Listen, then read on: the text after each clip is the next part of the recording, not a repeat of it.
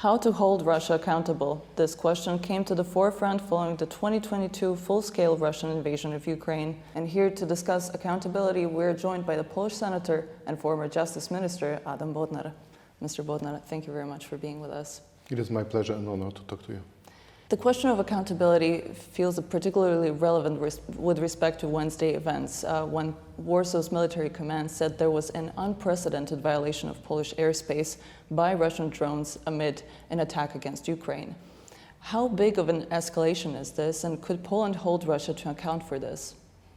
I think it is a breakthrough in Polish-Russian and Polish-NATO and Russia-NATO relations, because it happens for the first time that it is not just some violation of the airspace, but it seems that we can observe an attack on the Polish airspace with armed drones. Fortunately, Polish forces managed to deal with this whole situation, and the response was quite effective, but still it was a violation of some basic principles of the international order. And interestingly, the question is to what extent the NATO treaty comes here into operation, because it could be interpreted as an attack on the territory of the one member state of NATO, which means the attack on all the NATO members. So I think we'll see what would be the reaction by Poland, by US, by other allied forces regarding this, and whether it is just a part of the hybrid war which is going on the part of Russia, or whether it is a part of some maybe bigger military effort, also in connection with the trainings at the Belarusian border, I mean the Zapad training. Most probably, from the point of view of accountability, of course, I think you should interpret that kind of a situation rather from the point of view of diplomatic relations, and most probably the response would be diplomatic. But in a situation when there were no civilian victims, at least we don't know about them, as long as there was no damage, but it was just the involvement of the air forces. I think it is not the question that should be treated from the point of view of this traditional thinking on accountability. It was basically a violation of the international law, but in such a situation, it is the question of what kind of international law instruments Poland may use in order to react to that kind of a situation. There are already some ongoing efforts to hold Russia to account for its actions in Ukraine. In the realm of international justice, in particular, the International Criminal Court is looking into that. We even have a standing arrest warrant against Vladimir Putin, the Russian president himself. But now we are also witnessing a momentum towards the creation of a new tribunal, special tribunal for the crime of aggression against Ukraine. What are the odds of seeing Vladimir Putin or any of the other high-level officials before the ICC or this other tribunal? I think everything is a matter of politics, because we don't know whether it would be politically possible to capture them and to put them in front of this court. But sometimes when we observe reality from our daily perspective, sometimes we tend to think that it is impossible. But then, later on, 10 years later, we learned that some leaders from Serbia, from African countries, Duterte from Philippines, they were subject of prosecutions, and their cases are going forward. So I think it is good to create machinery. It is good to give the job to prosecutors. It is good to make everything what is possible in terms of documenting war crimes.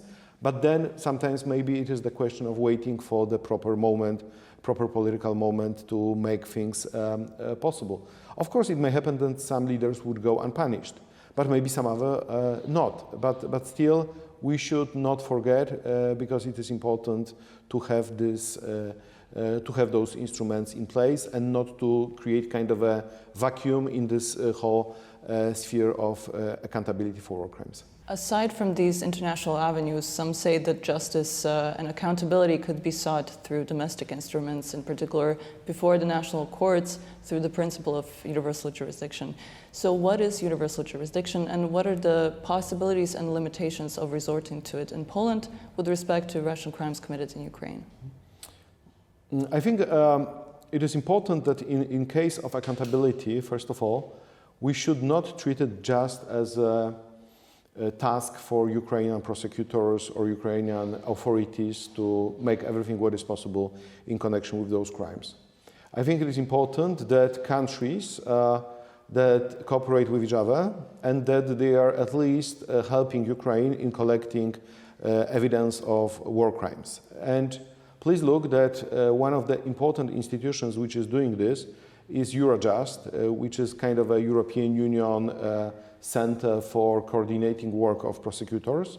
And there are some special investigative teams that are dealing specifically with different war crimes in Ukraine. So the whole idea is that in case of need, by ICC or maybe some other institutions, there is already evidence, documentation collected in a proper way, in a proper format that is ready to be used in the context of proceedings. There are also a number of NGOs, also here in Poland, that are involved in this. And there are also some Ukrainian NGOs that are very much engaged into this process.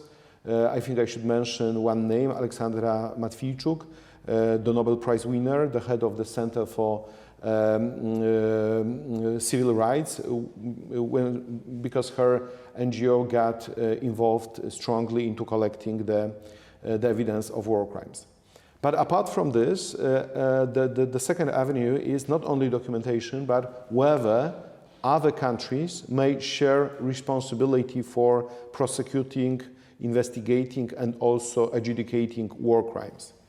Because please look that in any situation, it is up to Ukrainian prosecutors and Ukrainian courts to prosecute war crimes. But sometimes it may happen that, first of all, those courts and prosecutors might be flooded with cases and they may not have enough resources to do them properly. Second, you may have a situation that some of the perpetrators flee Ukraine or they are just residing in Russia, and it is quite difficult to prosecute them in Ukraine. So the question is how to do it. And one of the answers is universal jurisdiction, which means, in a very simple way to say it, universal jurisdiction means that if you have a court, let's say here in Poland, in Czech Republic, in Germany, but the perpetrator is somewhere there, or the crime happened not on the Polish, German, or Czech territory, but on Ukrainian territory, you may still prosecute this case here. So basically what matters here is not the place where the crime has committed, because in the criminal law you have this traditional connection between the jurisdiction and the place where the crime has been committed. In the case of universal jurisdiction, you say the place does not matter. What matters here is the gravity of the crime. So if you have a case, if you have a war crime, if you have a genocide, every court or every prosecution unit from some other state may prosecute that kind of a case, may adjudicate that kind of a case. Okay, and some countries have it. I think one of the leading countries are Germany or Belgium. Some others have some parts of this, let's say, universal jurisdiction. Some of them have some provisions, but they are not very much effective, and I think Poland belongs to the last category.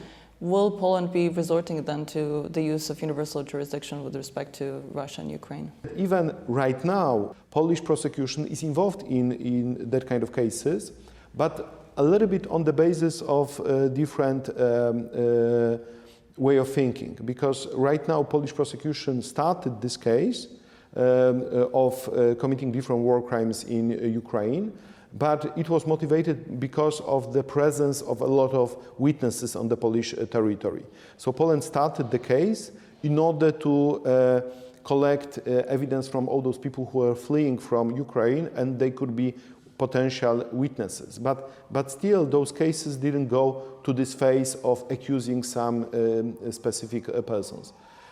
I can imagine that at a certain point it may be like this, that Ukrainian prosecution service could be interested, and even I had that kind of discussions with Andriy Kostin, the former Prosecutor General of Ukraine, that they are kind of sharing the burden with other countries. So they are kind of, let's say, giving to some other cases that have that some aspects of the universal jurisdiction, some cases in a way, you know, please take this case on your shoulder because maybe it would be easier for you to make this case properly and then to indict those people who are residing still somewhere in Russia.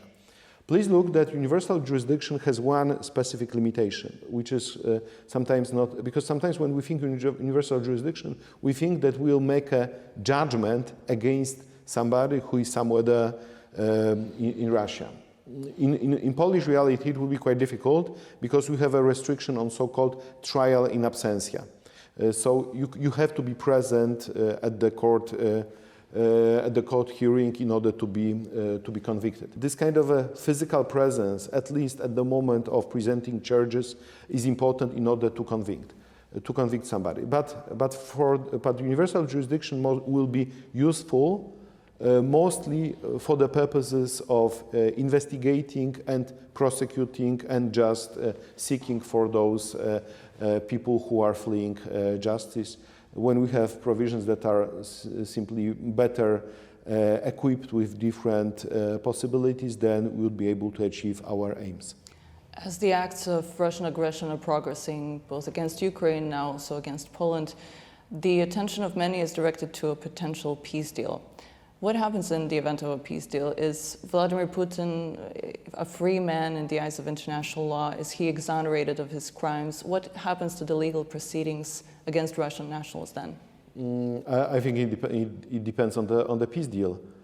We don't know what could be terms and conditions of the peace deal, because we know that after this famous meeting of Donald Trump and Vladimir Putin, in fact, nothing has been presented.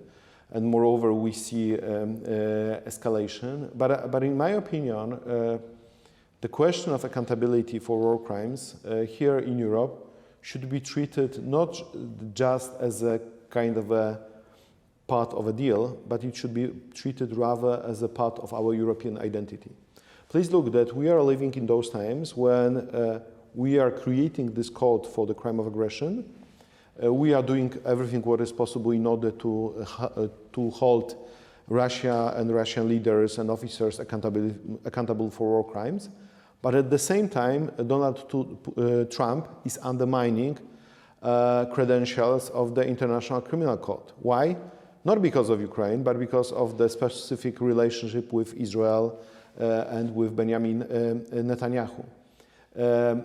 At the same time, Europe is not resigning from supporting ICC, and Europe should not resign, should not say that, that those mechanisms of international accountability do not matter, or that they could be solved as a part of some kind of a peace deal. We should take care about ICC, and we should take care about proper documentation of war crimes, and because we owe it to victims, we owe it to Ukrainian population, to Ukrainian heroes that are fighting in this war. Judge Karmelagius, who was the president of another international court, the International Criminal Tribunal for the former Yugoslavia, said that the greatest legacy of that tribunal is its groundbreaking role in the fight against impunity. And that appears to be at the center of the legal profession today as well. Thank you very much, Mr. Bodnar. Thank you very much. And to our viewers, thank you very much for watching TVP World. I'm Sonia Gatan-Biszczan, and do make sure to follow us for more coverage of Central and Eastern European affairs.